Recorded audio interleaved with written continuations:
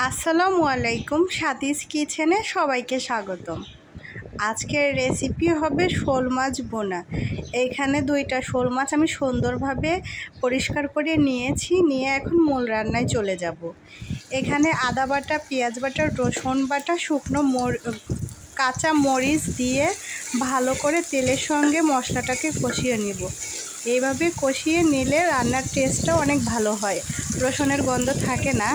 এখানে হলুদ, মরিচ, জিরা, ধনিয়া গুঁড়া, গরম মশলার গুঁড়া, লবণ দিয়ে ভালো করে মশলাটাকে কষিয়ে নিব।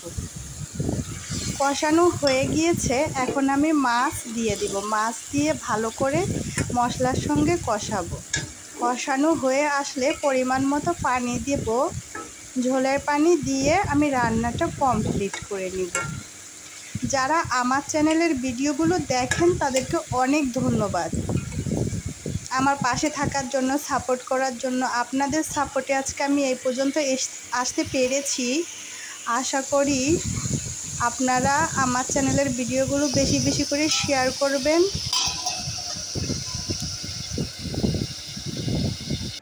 লাইক কমেন্ট করবেন।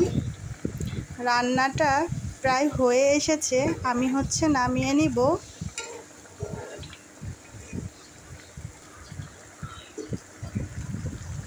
যারা রান্না করতে পারেন না, নতুনরা যদি এই নিয়মগুলো ফলো করেন, আশা করি আপনারা রান্নাটাও করতে পারবেন।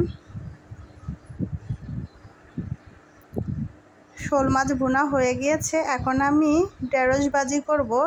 ঢেঁড়সটাকে ভালো করে কেটে নিয়েছি, ধুয়ে কেটেছি, পেঁয়াজ আর কাঁচামরিচ দিয়ে সব কিছু একসাথে করে নিয়েছি। এখন প্যানে তেল গরম করতে দিয়ে দিলাম, দিয়ে আমি ঢেঁড়সটা ফ্রাই প্যানে দিয়ে দিলাম, দিয়ে হলুদ আর লবণ পরিমাণ মতো দিয়ে ভালো করে নেড়ে চেড়ে ঢাকনাটা লাগিয়ে ঢেঁড়স ভাজিটা করে নিব।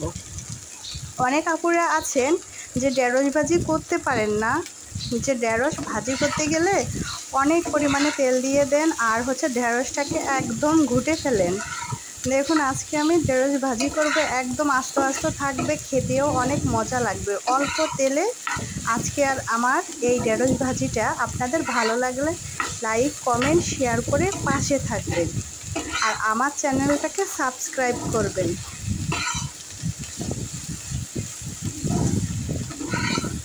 অল্প তেলে রান্না করলে রান্নাটাও অনেক মজা হয়।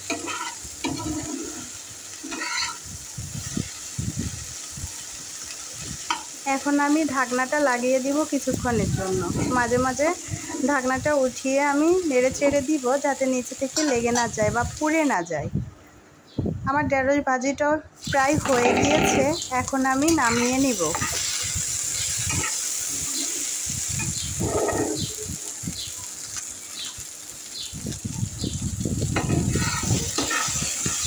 দেখুন কতটা সুন্দর হয়েছে।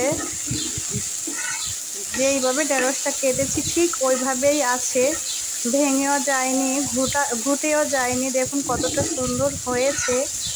আশা করি আপনাদের সবার কাছে আমার চ্যানেলের ভিডিওগুলো ভালো লাগবে। লাইক কমেন্ট শেয়ার করে পাশে থাকবেন। ধন্যবাদ সবাইকে।